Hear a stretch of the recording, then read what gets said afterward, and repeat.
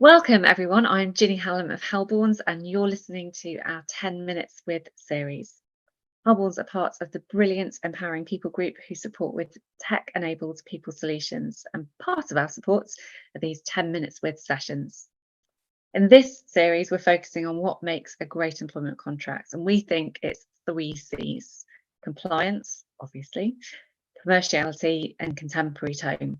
In this session, we're looking at the second C, commerciality. So that's the stuff that isn't legally required in your contracts, but that you can choose to include to protect your business if you want.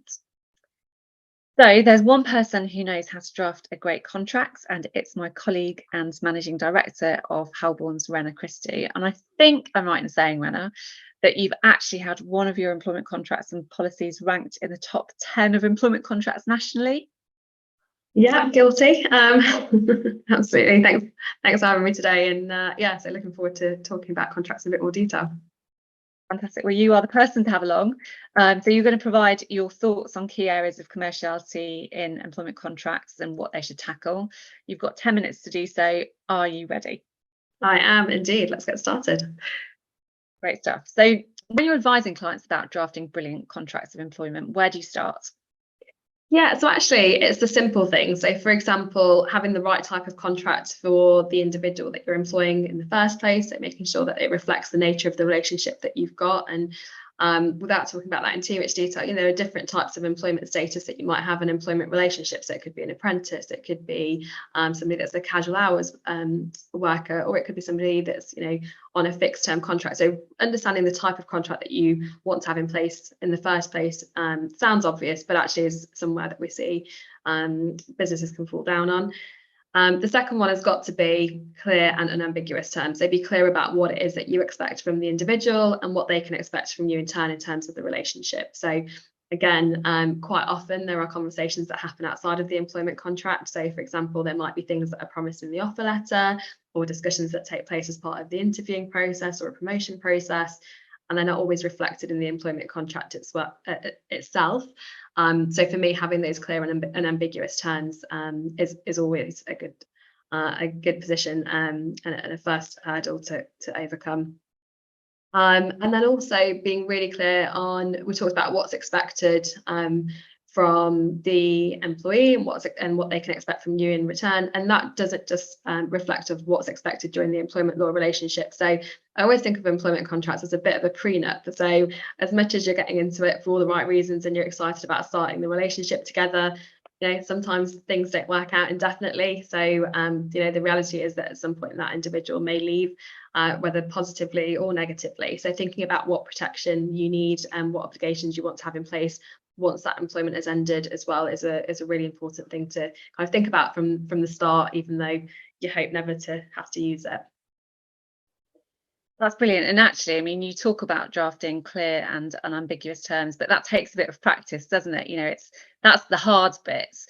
It sounds easy, but actually putting that into practice can be really quite tricky and take some time.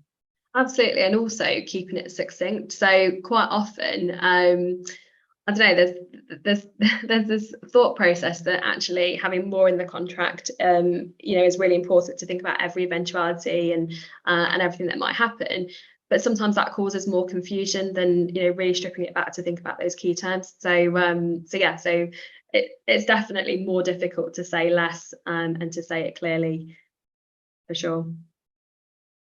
So if you had to pick 5 key clauses to protect a client's business, what would they cover?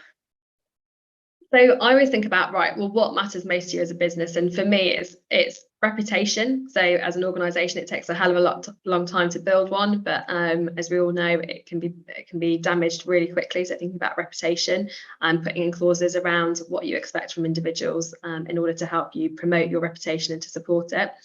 Thinking about your business know-how. So if there's a unique recipe, for example, I always think about Coca-Cola in this respect, but if there's something that's unique to you in terms of information that you've got and that you're keen to lock down and protect, thinking about how you can do so. So what is that kind of magic formula? What have you got, and how do you protect it? In the same return, think about confidential information. So that might be exciting business proposals or plans that you've got, or tenders that you're working on. So it's not always the obvious things. It could even be staff salaries. So if you've got some great people that you employ and engage, actually making sure that you lock down that information so that if somebody was to leave, they couldn't share that information and easily poach great people that you've got. Intellectual property, again, a really important one. So making sure that you've got that adequately protected. In particular, what do you define as your intellectual property, especially if you've got people that are in marketing or tech roles that are creating things for you. How do you make sure that you're clear on what is created for your business purposes and belongs to you, and having the right protection in place so that if those individuals were to leave, the rights are automatically with you and you're not having to spend a lot of money and time and resource trying to get those transferred across to you. And then finally, outside interest. So what I mean by that is being clear on what people can do outside of work. So we talk a lot about side hustling, which is the new norm. So people tend to be engaged in other activities outside of work. So thinking about how you're clear about what they can and can't do outside of their work, whether it's voluntary, whether it's another business, whether it's a profession, what they can and can't do in that respect. But also coming back to this point about side interests, about what they may or may not do that could impact your reputation as well. So making sure that what they're involved in outside of work genuinely reflects your values still, both in and outside of work. And fantastic. And I know you can protect the business not just during employment, but even after an employee's left, can't you? So in your opinion, what are the key provisions that are vital to include? Yeah, so post-termination restrictions is an obvious one. So exactly where they can go and what they can get involved in outside of work once their employment has ended. Confidential information, which we talked about briefly already. So making sure that we're clear on what they can and can't do with your confidential information. So, and actually the starting point is what amounts to confidential information. So having a really good definition of what is confidential information for your purposes and what it isn't as well, because again, if your clause is drafted too widely in that respect, actually it could be unenforceable entirely. So being really clear on what you want to protect. And then finally, your property. So it might be that they don't have anything particularly exciting and it's just a laptop, but making sure that you get that back and you're clear about what they can and can't do with your property, who to return it to, because the chances are it's more valuable to you than it is to them.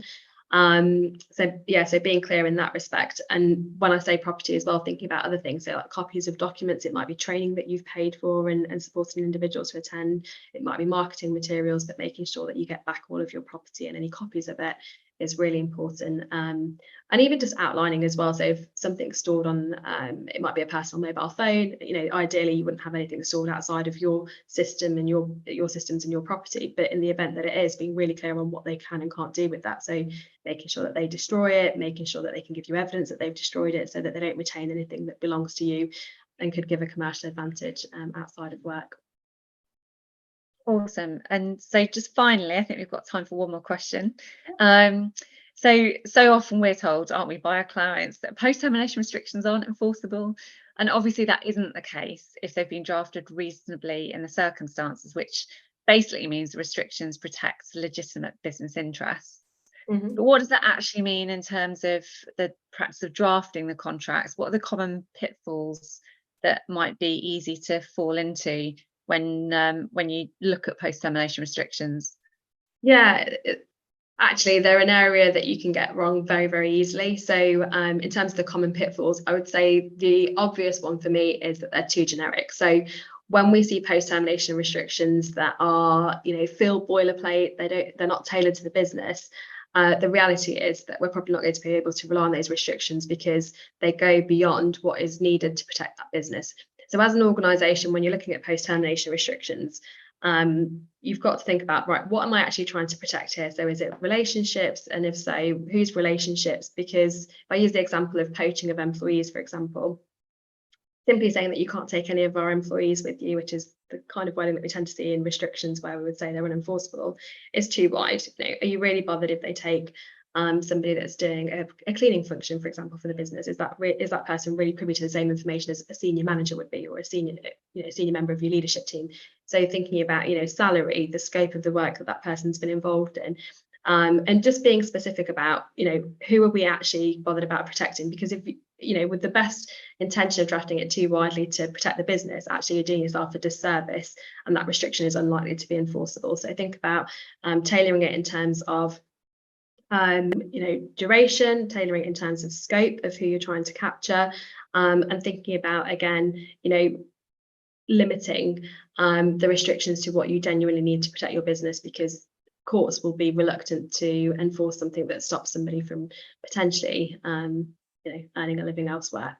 So making sure that you're limited in what you're trying to protect is a really important tool. That has been so helpful. Thank you. You make it sound easy. It obviously isn't. It takes lots of practice, lots of experience in terms of drafting a great contract. What I wanted to explain to everybody is this diagnostic tool that we have just created. So if you've listened to this session and you're thinking about your own contracts and thinking, gosh, not sure how good my contract is, we've actually created a free automated 10-point diagnostic to give you an insight into the health of your employment contracts, and you can access that directly on our website. You'll also find the link, if you need it, in the video description below. Obviously, we offer much more than this diagnostic tool. So if you want to chat to any of us, if you need support with a full review of your employment contracts, or carrying out updates, or even redrafting your existing contracts, we've got plenty of solutions to support. The details are on the screen, so definitely get in touch and we can discuss your requirements and recommend the best solution for you. Many thanks, Rena. I think we're just within the 10 minutes, and loads of fantastic stuff that we've gone through today, packed full of insight. So thank you again. Yeah, thanks for having me.